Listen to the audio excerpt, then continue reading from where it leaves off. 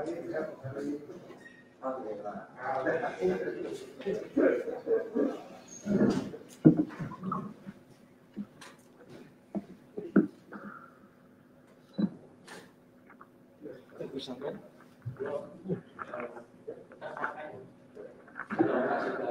ya semuanya ya?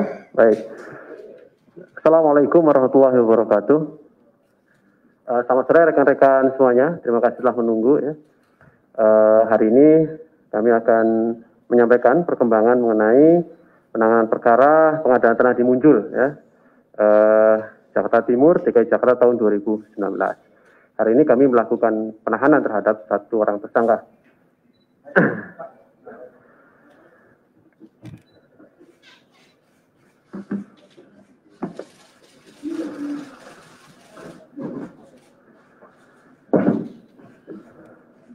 Baik, kami lanjutkan, di mana sebelumnya kami juga sudah melakukan penahanan dan sudah menetapkan tersangka ya.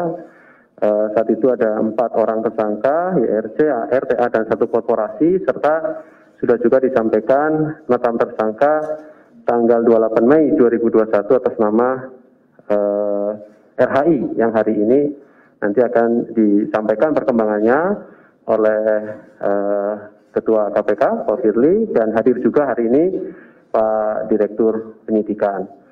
Jadi nanti setelah disampaikan penjelasan dari Pak Ketua terkait dengan perkembangan penanganan perkara dimaksud, kami silahkan rekan-rekan untuk bertanya lebih lanjut terkait dengan perkara ini lebih dahulu ya, kita fokuskan, kita tuntaskan beberapa pertanyaan terkait dengan perkara ini.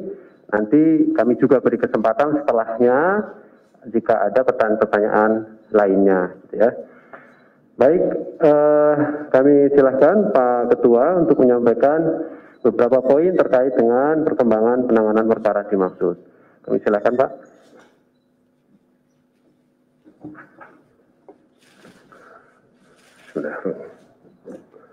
Assalamualaikum warahmatullahi wabarakatuh. Selamat sore dan salam sejahtera untuk kita sekalian. Om Swastiastu, Salam, Namo Buddhaya, Salam Kebajikan. Rekan-rekan wartawan, jurnalis yang saya hormati, segenap seluruh warga negara Kesatuan Indonesia berada dimanapun saja berada, dan tentu kita pada hari ini masih dalam keadaan penuh keprihatinan karena kita masih menghadapi persoalan pandemi COVID-19.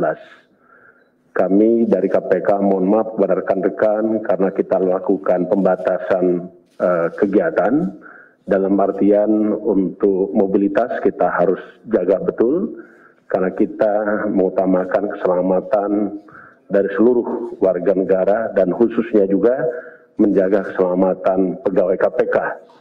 Beberapa hari yang lalu mungkin kawan-kawan sudah mengikuti bagaimana penyebaran COVID-19 di seluruh dunia, termasuk juga tidak terkecuali KPK pun terdampak.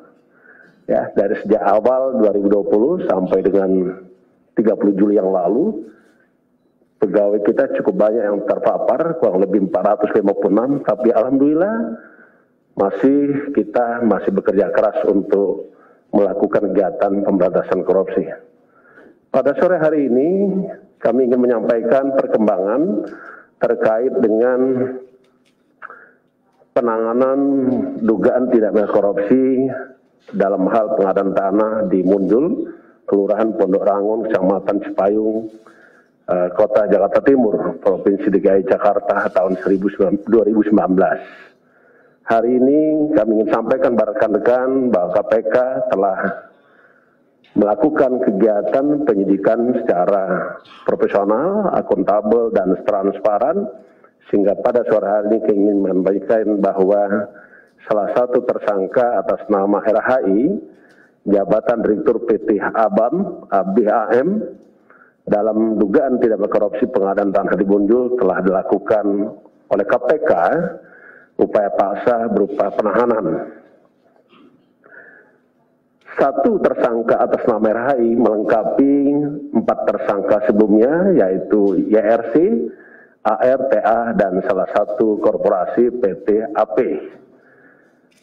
Untuk kepentingan penyidikan, mulai hari ini kita tentu melakukan penahanan terhadap saudara EHI dan sampai dengan 14 hari ke depan sebagai upaya kita untuk betul-betul menjamin bahwa setiap orang yang melakukan interaksi KPK dalam keadaan sehat dan bebas dari terpapar konfirmasi positif COVID-19, yang bersangkutan juga dilakukan pengecekan kesehatan dan tentu akan melakukan isolasi selama 14 hari sehingga kita pastikan yang bersangkutan bebas dari COVID-19. Rekan-rekan yang saya hormati, tentu rekan-rekan sudah pernah mengikuti dan saya yakin rekan-rekan sangat konsisten, komitmen untuk mengikuti apa yang dilakukan oleh KPK, terutama pemberantasan korupsi, lebih khusus lagi dugaan korupsi pengadaan lahan di pemerintah daerah DKI Jakarta.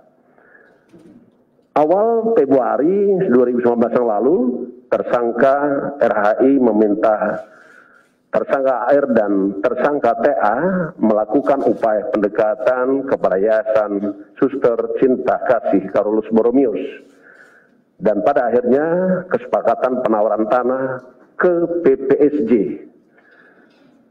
yang awalnya menggunakan atas nama putra daripada RHI.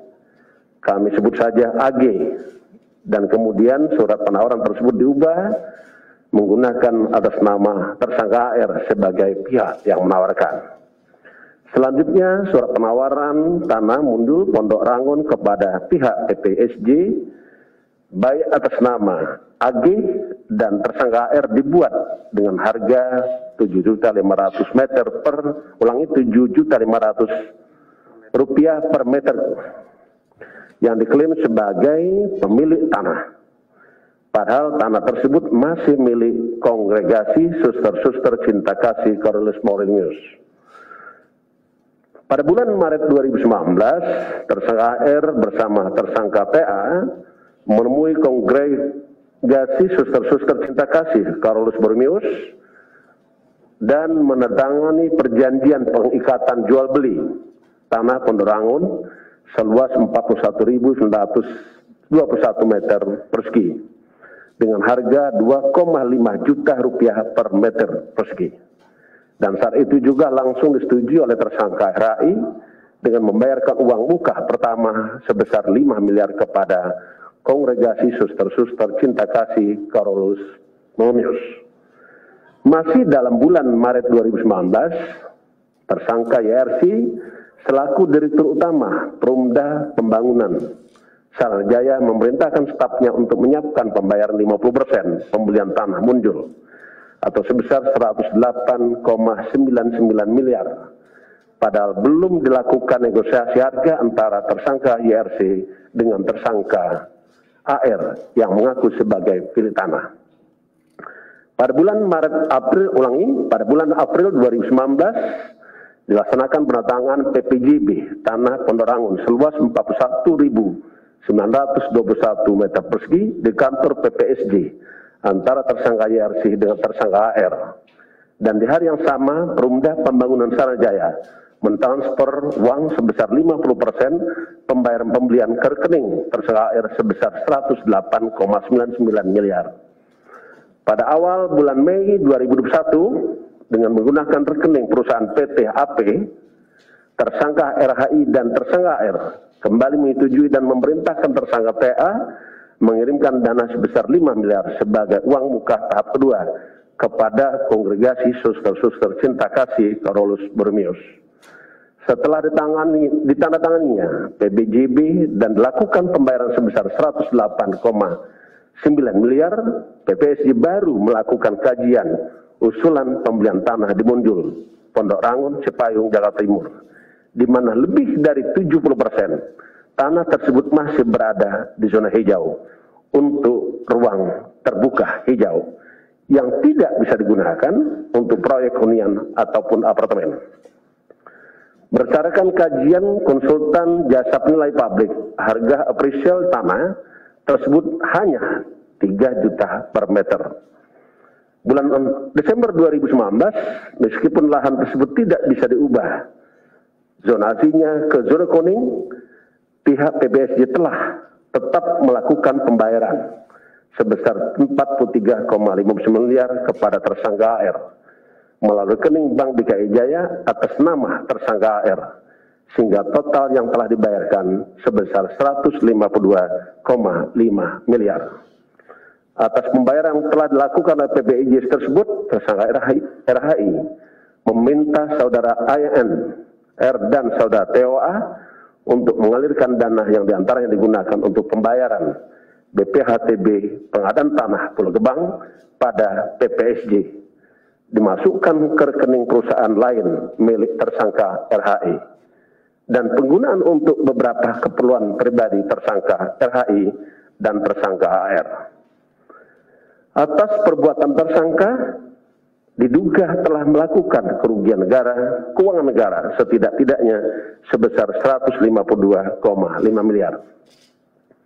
Atas perbuatan tersangka disangkakan pasal 2 ayat 1 atau pasal 3 Undang-Undang Nomor 31 Tahun 99 tentang pemberantasan tindak pidana korupsi sebagaimana telah diubah dengan Undang-Undang Nomor 20 Tahun 2001 tentang perubahan atas Undang-Undang Nomor 31 Tahun 1999 tentang pemberantasan tindak korupsi yaitu pasal 5 ayat 1 ke 1 Kitab Undang-Undang Hukum Pidana. Demikian rekan-rekan wartawan, jurnalis dan segenap warga negara Indonesia yang kami ingin cintai dan kami banggakan. Itulah yang kami ingin sampaikan pada sore hari ini. Dengan demikian, 5 tersangka sebagaimana yang pernah kami sampaikan telah kita lakukan upaya hukum berupa penahanan dan penyidikan sampai hari ini masih berlanjut. Demikian saya akhiri. Wassalamualaikum warahmatullahi wabarakatuh. Om Santi, Santi, Santi Om. Baik, terima kasih Pak Ketua yang telah menyampaikan beberapa poin terkait dengan perkembangan penanganan perkara dimaksud. Berikutnya, silakan rekan-rekan yang mau bertanya lebih lanjut terkait dengan penanganan perkara ini. Ya, silakan Mas Chandra.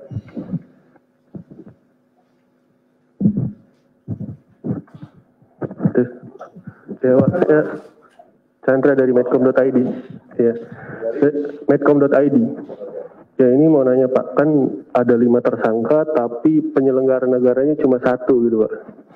Nah, pada dasarnya penyelenggara negara ini si YRC ini kan dia cuma bisa mengajukan dana ke pemerintah provinsi dan DPRD gitu. Nah, kita tahu dari awal KPK sudah bilang bahwa ini tuh nggak ada di pengajuan, tiba-tiba disahkan dananya gitu. Nah, apakah KPK tidak mencurigai adanya orang yang membantu YRC di DPRD dan Pemprov DKI gitu Pak? Nah, yang kedua, pemanggilan Pak Gubernur DKI Jakarta Pak Anies Baswedan dan Ketua DPRD DKI itu kapan Pak? Terima kasih Mas Chandra. Ada lagi yang masih terkait dengan perkara ini dulu ya? Ada lagi? Oke, 1 dulu ya.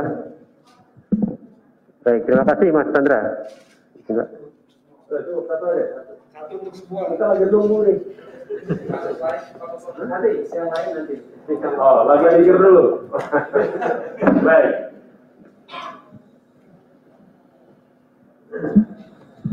Terima kasih pada rekan-rekan semua yang saya hormati. Sebagaimana yang kami sampaikan bahwa saudara RHI ini adalah salah satu direktur atau penanggung jawab PT ADBAM, dan PT ADBAM ini adalah tentu ada hubungan dengan PD Saranajaya, dan kita pun paham bahwa PD Saranajaya ini adalah BUMD dan milik daripada pemerintah provinsi di Jakarta. Terkait itu tentu anggaran yang digunakan oleh PD Saranajaya itu bersumber dari APBD pemerintah DKI Jakarta.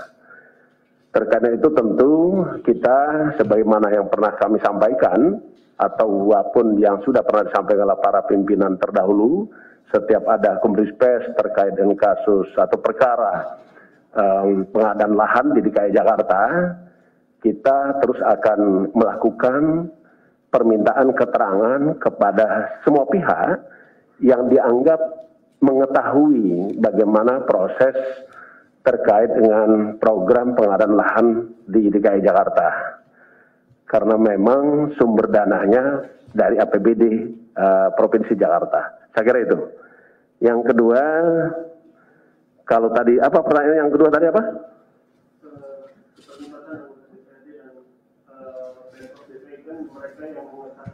Oke, kita memang akan mendalami terkait dengan semua pihak yang diduga mengetahui, melihat, mengalami tentang proses penyertaan dana di dalam perusahaan daerah BUMD Saranajaya, apakah itu pihak dari legislatif maupun eksekutif. Karena memang sumber dana di BUMD Saranajaya itu bersumber dari APBD. Jadi tentu pihak-pihak yang terkait yang kita duga mengetahui, melihat ataupun sangat memahami bahkan juga sebagai bagian dari pengambil keputusan terhadap anggaran dipakai oleh Saranajaya tentu tidak akan bisa kita lewatkan untuk dimintain keterangan. Saya kira itu. Kenapa? Ya, ini kan masih berjalan. Hari ini tersangka saudara RHI sudah kita tahan. Tentu dari keterangan saksi yang sudah kita kumpulkan, kelengkapan alat bukti yang sudah kita sita, ditambah lagi keterangan tersangka yang lain, ini akan menggenapi dan mencukupi untuk apakah bisa menduga ada orang lain yang terlibat. Apakah sebagai saksi atau sebagai tersangka. Saya ingin garis bawahi, ketika seseorang kita sebut saksi, maka adalah seseorang yang mengetahui, melihat, mengalami tentang telah akan sedang terjadi suatu peristiwa pidana. Itu saksi. Sedangkan tersangka adalah seseorang yang karena perbuatannya dan atau keadaannya berdasarkan bukti permulaan cukup patut diduga sebagai pelaku tindak pidana. Jadi ini masih berproses. Oke, terima kasih. Oke, baik, terima kasih Pak Ketua. Ada lagi yang terkait ini sebelum nanti yang lain? Ada? Oke, masih terkait. Ya, Pak, mau nanya soal tanah ini kan miliknya itu awalnya punya kongregasi suster kan Pak, dibeli sama PT Adonara. Nah dari situ dibeli lagi sama Saranajaya, tapi PT Adonara ini belum bayar ke kongregasi suster gitu Pak. Nah kan karena bermasalah itu pasti KPK bakal mengusahakan tanah itu dikembalikan ke pemerintah kan. Tapi pada dasarnya PT Adonara ini belum membayar ke kongregasi suster. Nah itu apakah KPK bakal punya langkah khusus atau bakal melimpahkan kasus yang penipuan PT Adonara ke kongregasi suster ke pihak lain atau gimana Pak? Iya. Ada lagi? Ada lagi yang terkait mengenai ini? Jangan cukup ya. Oke.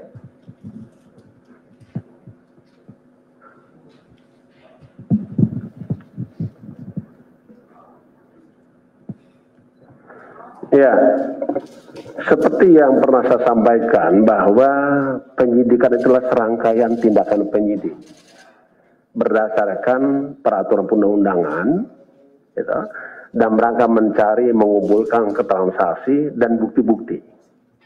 Dan dengan bukti-bukti tersebut akan membuat terangnya suatu peristiwa pidana. Dan kita menemukan tersangka. Jadi apa yang tadi Mas sampaikan itu adalah bagian daripada perhatian penyidik.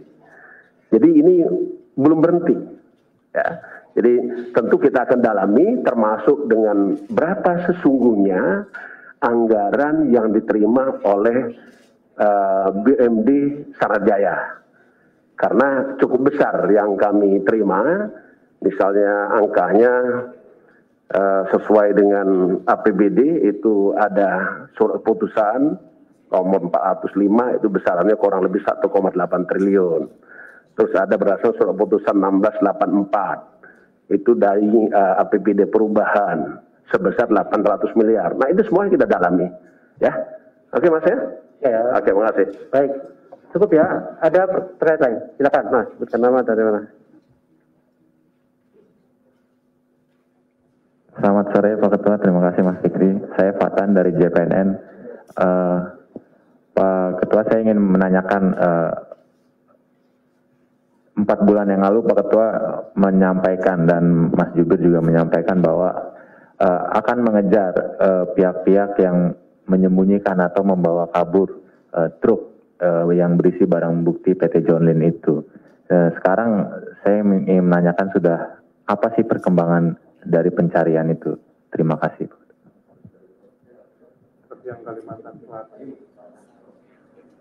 Terima kasih Mas Fatan ya. Yang lain? Ada? Ya, boleh Mas, ada yang lain. Yang terkait tidak perkara ya.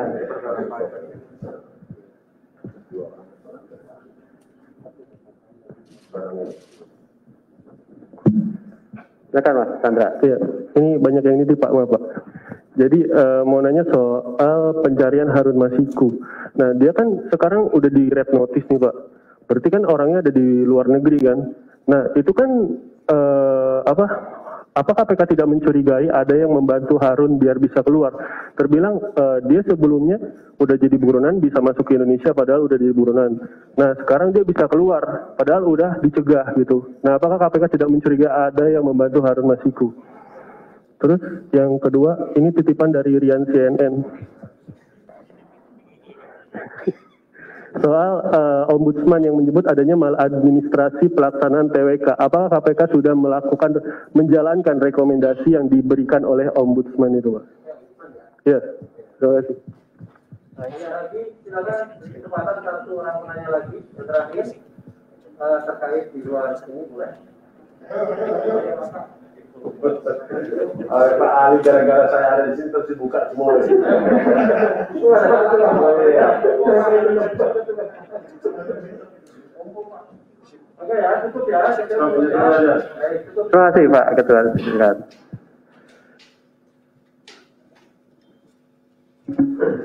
Ya, kita. Yang pertama saya akan respon tentang bukti permulaan cukup, bukti yang cukup bukti. 3 hal ini adalah pegangan daripada penyidik untuk bekerja.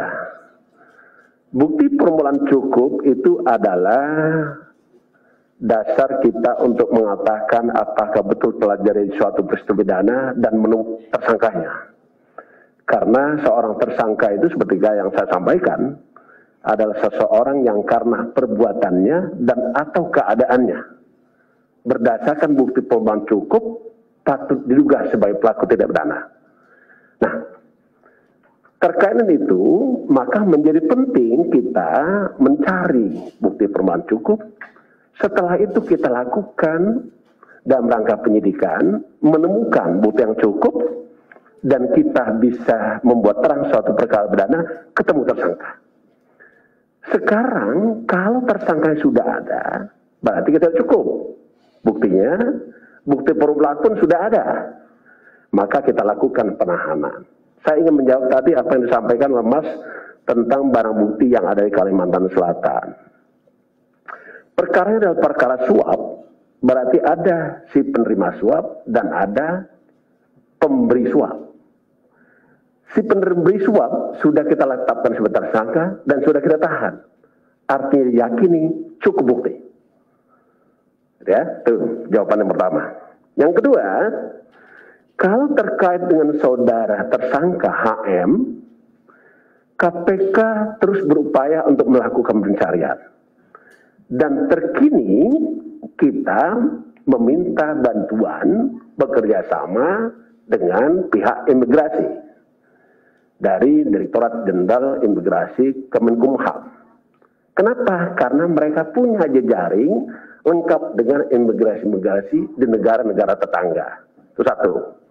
Yang kedua, KPK pun membuat surat kepada Interpol, NCB Interpol. Kenapa? Kita meyakini bahwa tidak mampu kita untuk melakukan penangkapan sendiri. Apalagi kalau seandainya patut kuat dugaan kita yang bersangkutan ada di luar negeri. Sehingga kita meminta bantuan Interpol untuk menerbitkan yang kita sebut dengan trade notice. Dan itu sudah dikerjakan oleh NCB Interpol. Dan beberapa negara tetangga sudah memberikan respon terkait dengan upaya pencarian tersangka HM. Saya tidak mau menyebutkan negara tetangganya, negara mana saya, tapi sudah ada respon itu. Yang berikutnya, saya ingin katakan bagi pihak yang menyembunyikan atau itu dalam kategori adalah barang siapa yang menghalang-halangi tentang penyidikan penuntutan, maka itu masuk kategori tindak pidana lain yang diatur dalam Undang-Undang 31 tahun 1999 tentang pemberantasan tindak korupsi. Itu di pasal 21 ya. Dan itu masuk pidana, makanya kami sampaikan. Jadi kalau ada pihak-pihak yang menyembunyikan atau membantu dia disembunyikan atau di mana, itu masuk dalam kategori tindak pidana. Dan itu sudah beberapa pihak yang sudah pernah kita lakukan penyidikan, kita lakukan penahanan. Terakhir yang membantu saudara tersangka NHD ya, kita lakukan itu. Yang ketiga terkait dengan laporan hasil pemeriksaan Ombudsman Republik Indonesia.